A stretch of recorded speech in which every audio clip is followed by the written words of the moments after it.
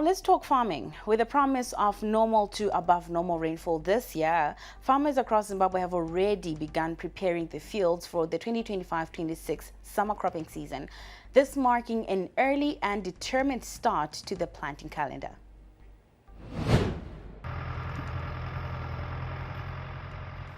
For several farmers, good land preparation is seen as the backbone of a successful season, improving soil fertility, moisture retention, and crop establishment.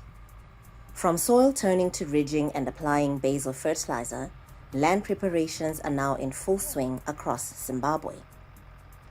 Farmer Hugo Wingfield says preparations at this stage are vital to avoid replanting losses, particularly in light of Zimbabwe's varying climatic conditions.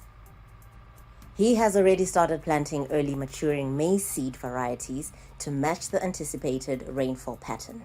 So without irrigation, given that there's going to be likely going to be average or less rainfall in the start of the season, farmers just need to be very, very aware of the fact that they must wait until they've had enough rainfall.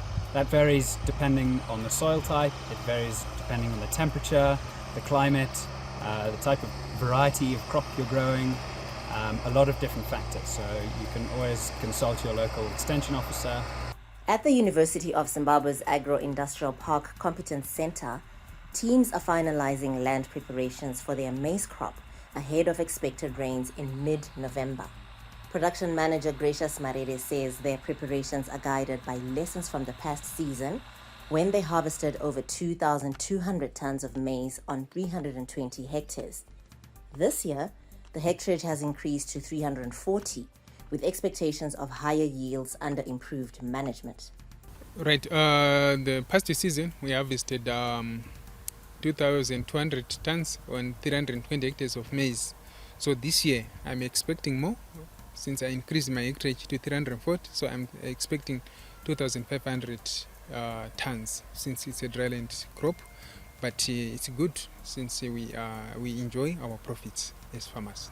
Meanwhile, the Agricultural and Rural Development Authority, ADA, is encouraging farmers to stagger their planting in line with rainfall distribution.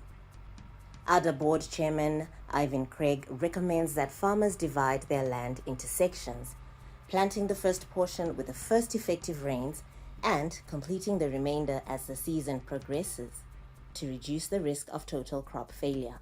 So it is a very good rainfall pattern as far as I'm concerned, and we just want farmers to come in early, divide your land into 2 or 3, you plant with the first effective rains, you plant with the second, the third, and you have spread your risk. Agriculture remains the backbone of Zimbabwe's economy, providing livelihoods for over 60% of the population, contributing about 10% to the country's GDP, and supplying over 40% of the raw materials used in industry. The Meteorological Services Department forecasts that most parts of the country will receive normal to above normal rainfall, with a slow start in November before widespread rains from December through March. Experts have described this as a promising outlook for rain-fed agriculture. It means an increased chance of normal to above normal rainfall across the country. So that's your December to February. The same will be said for your January to March. The government has set targets of 1.8 million hectares of maize, 516,000 hectares of sorghum, and 280,000 hectares of traditional grains for the 2025-26 summer cropping season under various support schemes, including the Presidential Inputs Program. With preparations well underway and rainfall prospects looking positive, farmers are hopeful for a productive season that strengthens food security and contributes to Zimbabwe's broader agricultural growth. Now, still staying with this story, we cross over to James Ngoma, the chief forecaster with the Met Department. Now, today, James brings us the seasonal forecast for the 2025-26 season. James, good evening, and thank you so much for joining us. What is the season going to look like? Thank you very much for that question. Looking at our conditions for the month of November, we're expecting normal to below normal in terms of our rainfall, but our temperatures should increase because of the increased radiation that we get and the reduced cloud cover. But for the month of December, we're expecting an increase in our rainfall. We're expecting above normal rainfall that is indicated by the deep blue color, but to the north, we're expecting normal to above normal rainfall. And with that, our temperatures should decrease, especially over the bulk of the country. And the same for the month of January, we're expecting normal to above normal rainfall across much of the country. With that, we should get significant rains across board, but this should be relative for the month of January.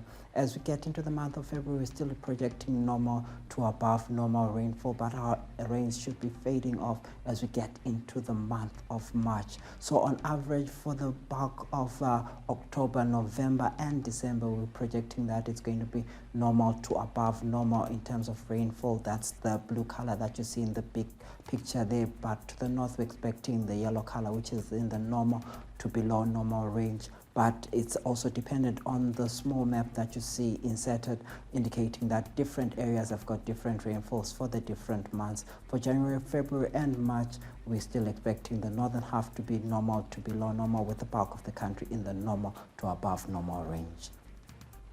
We note that much of the northern parts have got more rainfall indicated by the green color, whilst areas such as Beitbridge have got about 150 millimeters. Same for the month of January, we're expecting more in terms of our temperature, of our rainfall over the northern part and less over the southern parts in terms of the long-term averages.